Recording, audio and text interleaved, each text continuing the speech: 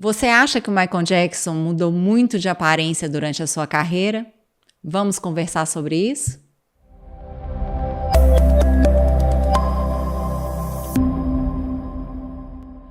Eu sou Renata Fontani, especialista em pele, e hoje nós vamos conversar com o Dr. Ricardo, dermatologista, sobre as mudanças ao longo da vida do Michael Jackson.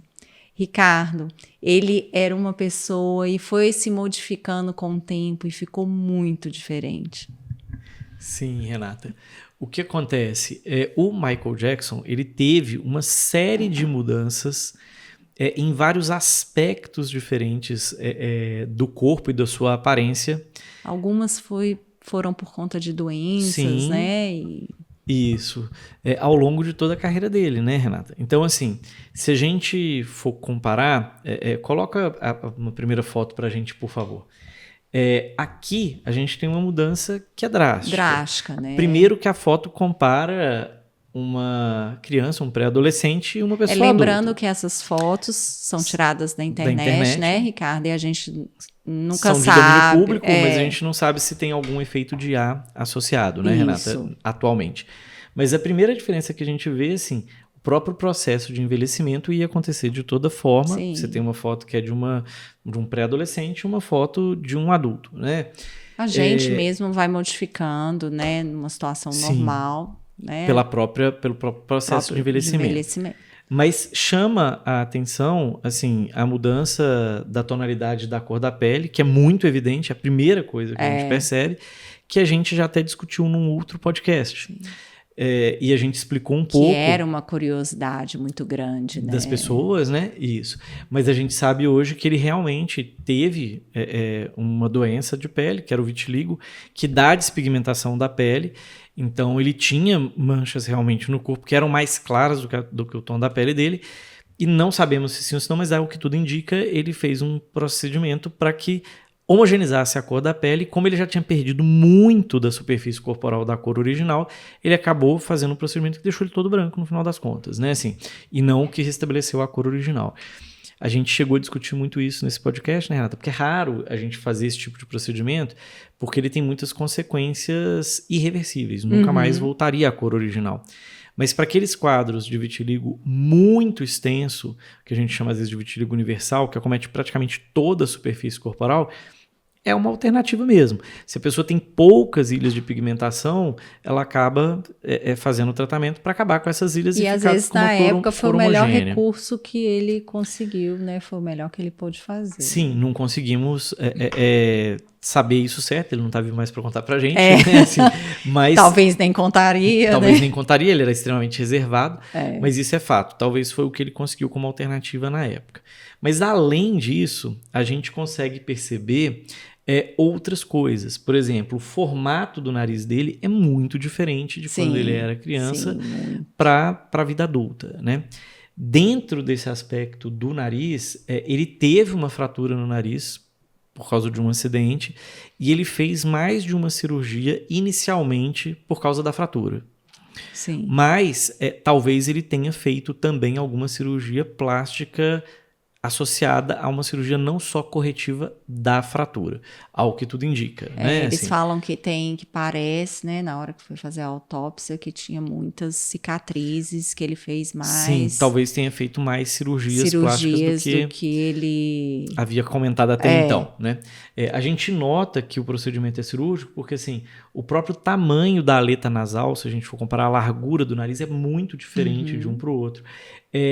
A grossura da ponta nasal é muito diferente. Ele tinha uma ponta nasal um pouco mais alargada, ela é bem fininha depois da cirurgia.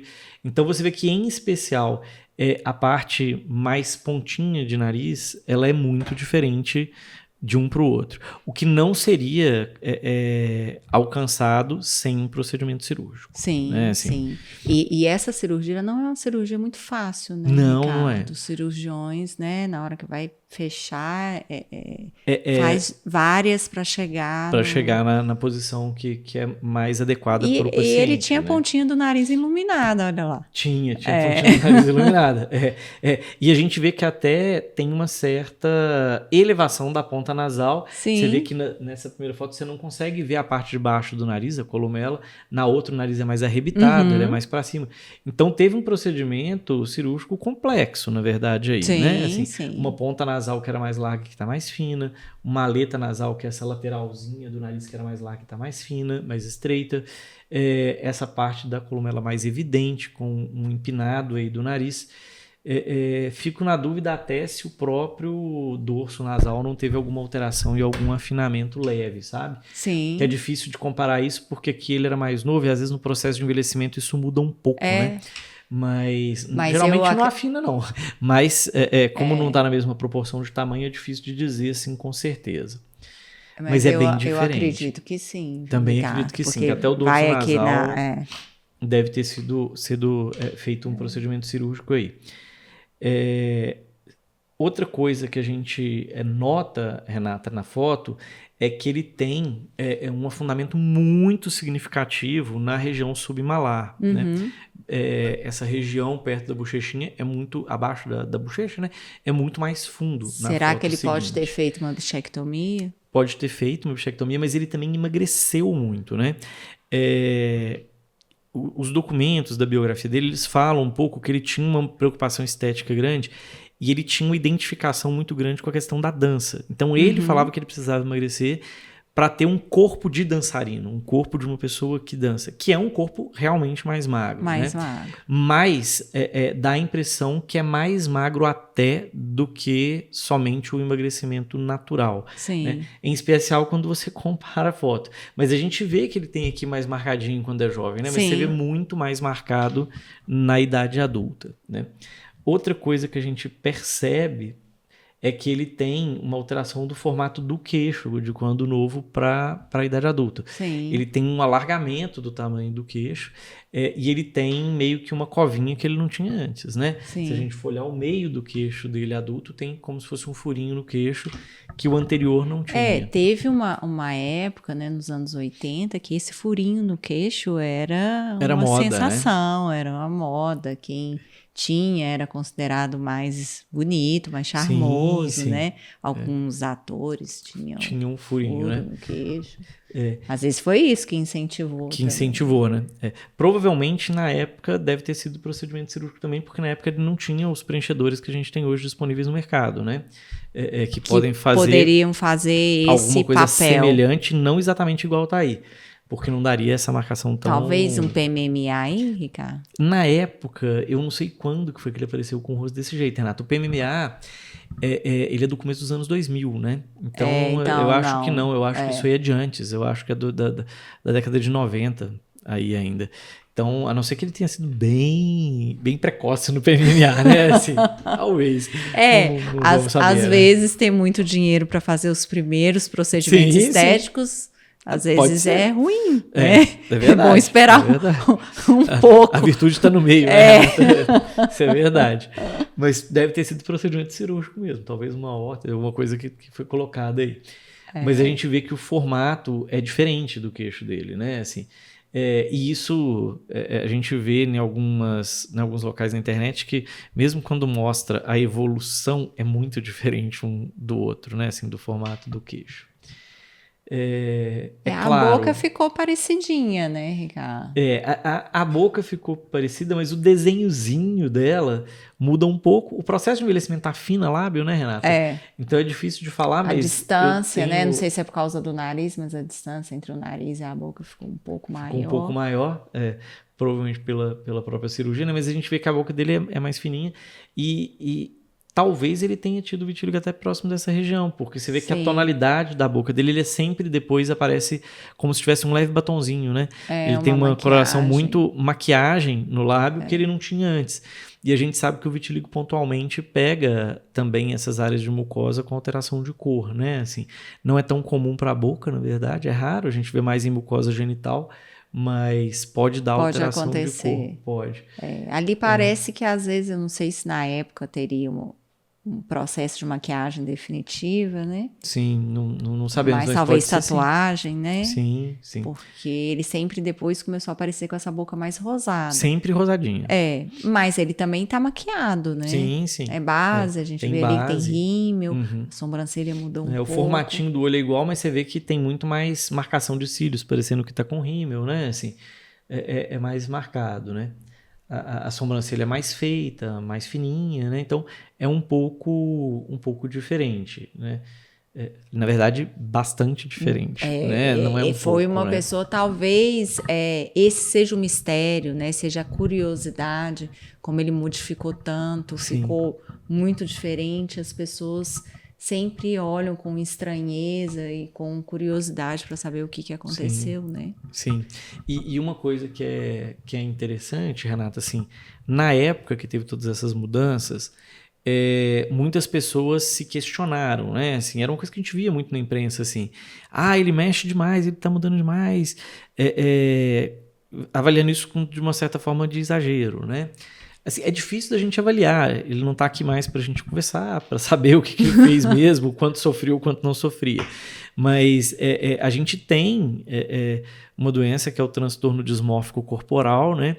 Que é um quadro psíquico, onde a pessoa tem uma certa obsessão mesmo pelo formato do próprio corpo, levando a pessoa a fazer muitas vezes tentativas repetidas de modificação do próprio corpo, né?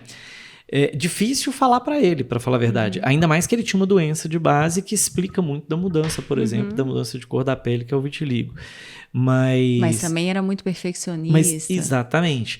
No transtorno dismórfico corporal, a pessoa ela tem uma certa obsessão em relação ao próprio corpo. Então ela sempre se olha no espelho e não vê do jeito que ela acha adequado, né? Assim, e às vezes coisas que não são tão perceptíveis pelas outras pessoas, ou algumas coisas que são perceptíveis, mas que passariam de uma forma um pouco mais suave.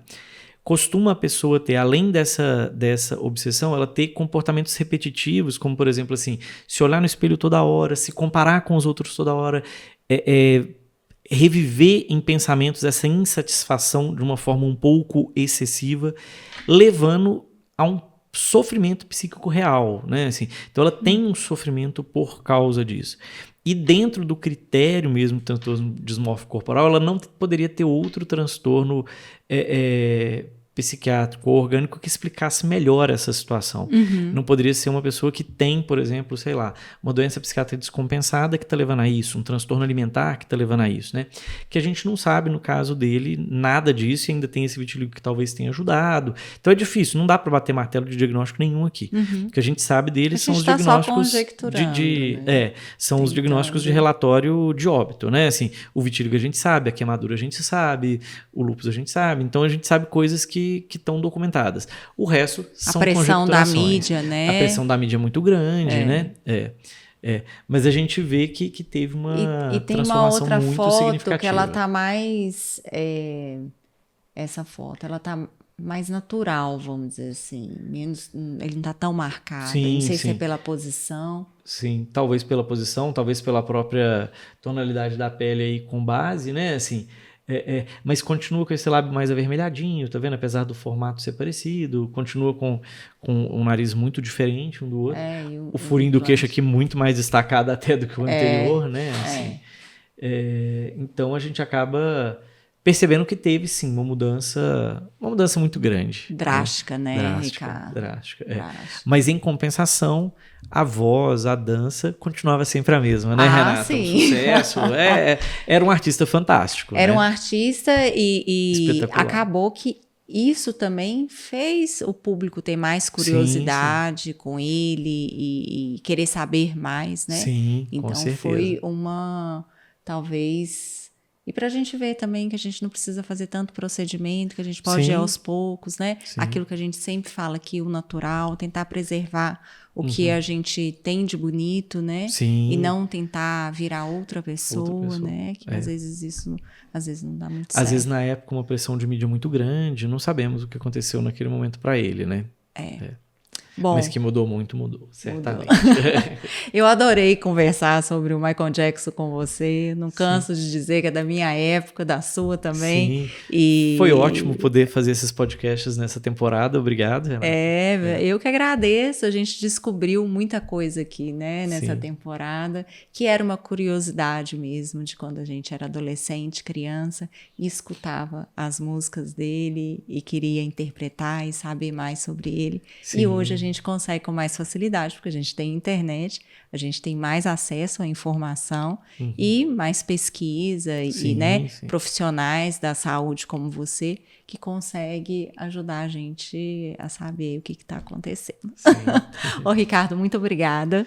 Obrigado. Eu gostei demais dessa temporada. Espero que vocês também tenham gostado e a gente se encontra num próximo podcast.